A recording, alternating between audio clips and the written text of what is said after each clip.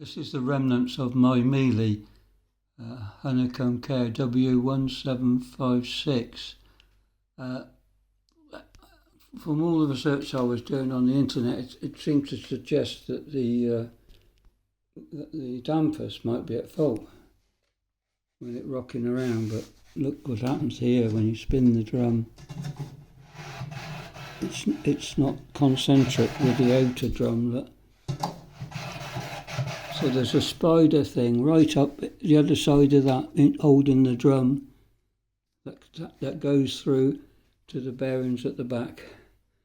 And obviously this spider inside is believed corrodes, and it fails. So there was a terrific lot of banging to begin with.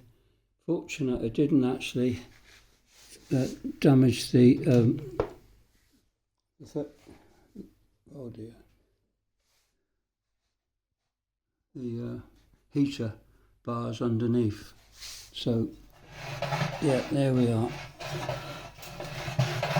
So the end of my Miele, sadly. It's not, did 16 years, so it's not too bad. Bye.